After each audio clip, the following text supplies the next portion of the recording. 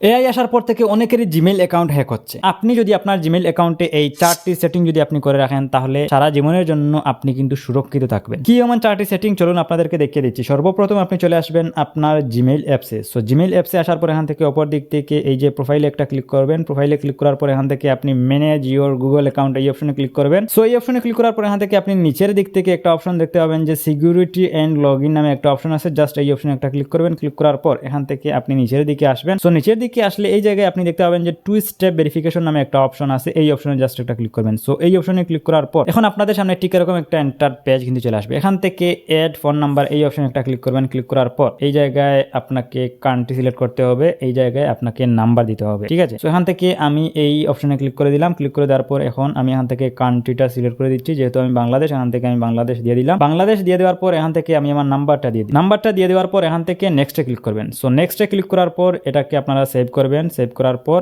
এখন এই যে দেখতে পাচ্ছেন যে আমার 2 স্টেপ ভেরিফিকেশন কিন্তু অন হয়ে গেছে। সো এখন প্রশ্ন হচ্ছে এই 2 স্টেপ ভেরিফিকেশন চালু করলে আমি কি সুবিধা পাবো? মনে করেন আপনার জিমেইল কেউ একজন জানে, পাসওয়ার্ডটাও সে জানে। এখন সে যদি আপনার জিমেইল অ্যাকাউন্ট এন্ড পাসওয়ার্ড দিয়ে যদি লগ ইন করতে যায়, তখন আপনার সিমে একটা কোড আসবে। সে এই কোডটা না বসালে কিন্তু আপনার জিমেইল অ্যাকাউন্টে প্রবেশ করতে পারবে না। সে তো আপনার জিমেইল অ্যাকাউন্টও নিয়ে গেছে, পাসওয়ার্ডে নিয়ে গেছে, বাট যখনই সে লগ ইন করবে তখন আপনার নাম্বারে কিন্তু একটা কোড আসবে। সে এই কোডটা ছাড়া কিন্তু আপনার জিমেইল অ্যাকাউন্টে প্রবেশ করতে পারবে না। অবশ্যই আপনারা এই 2 স্টেপ ভেরিফিকেশনটাকে চালু করে দিবেন।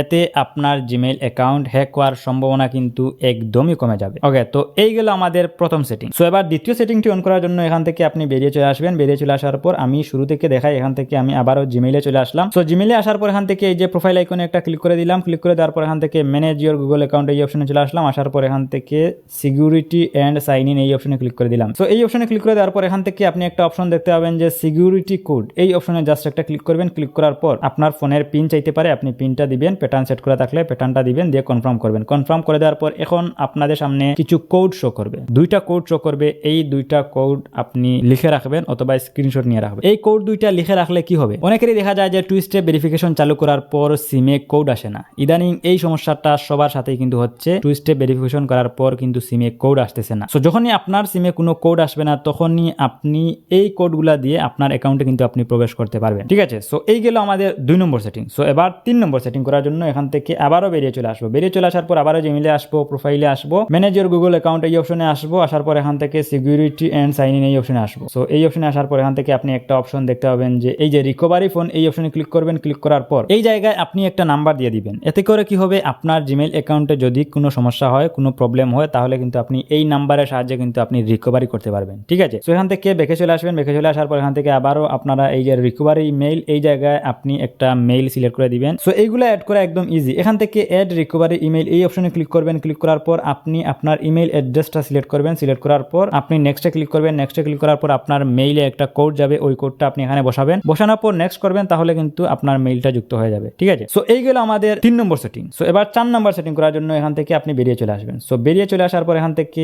আপনি আবারও আপনার জিমেইলে চলে আসবেন। সো জিমেইলে আসার পর এখান থেকে আপনি প্রোফাইলে চলে আসবেন। প্রোফাইলে চলে আসার পর ম্যানেজ ইওর গুগল অ্যাকাউন্ট এই অপশনে চলে আসবেন। আসার পর এখান থেকে সিকিউরিটি এন্ড সাইন ইন এই অপশনে আসবেন। আসার পর এখান থেকে নিচের দিক থেকে একটা অপশন দেখতে পাবেন যে এই যে পাসওয়ার্ড নামে একটা অপশন আছে। সো এই পাসওয়ার্ড এই অপশনে একটা ক্লিক করবেন। ক্লিক করার পর এখন আপনাদের সামনে ঠিক এরকম একটা এন্টার পেজ কিন্তু চলে আসবে।